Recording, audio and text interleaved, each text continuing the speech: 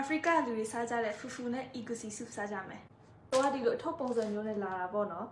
။အထုပ်ကနွေးနေတာပဲ။ဗီဒီယိုဘာလို့ရေချိုးကန်ထဲမှာရိုက်နေရလဲဆိုရင်အိမ်ရှိ kitchen မှာအဲ့ဒါအများကြီးရောက်နေလို့ပါ။ပြီးတော့ကိုယ့်အခါတခြားနေရာတွေလည်းအိမ်ရွှေ့နေရဆိုတော့ပစ္စည်းတွေရှုပ်ပြီးတော့ဗီဒီယိုရိုက်မရလို့။မိုက်နေလား။ဒါဖူဖူပါ။သူတို့လုပ်တယ်လို့မျိုး။အဆေးပြီးပါနော်။ဒါသူတို့လူမျိုးတွေတွဲစားပြနေတဲ့ egusi soup ပါ။အိုးမွေးနေရပဲ။အိုးပထမဦးဆုံးဖူဖူဒီလိုယူမယ်။ကင်ကြည့်ရမသိနဲ့ထမင်းကိုထောင်းထားတဲ့ပုံစံမျိုးလေးဒါမဲ့ထမင်းတော့မဟုတ်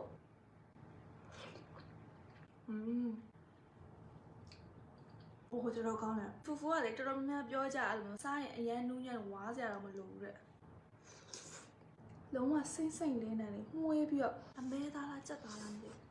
ဘူးဟုတ်လားဖူလက်မှဒီလိုယူပြီးတော့ egusi soup ထဲဒီလိုမျိုးလေးနှိုက်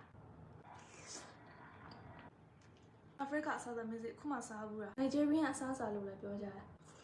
တပွဲမှာတော့ဒီလိုဖူဖူအတုံးလိုက်ကြီးပေးရသေးလား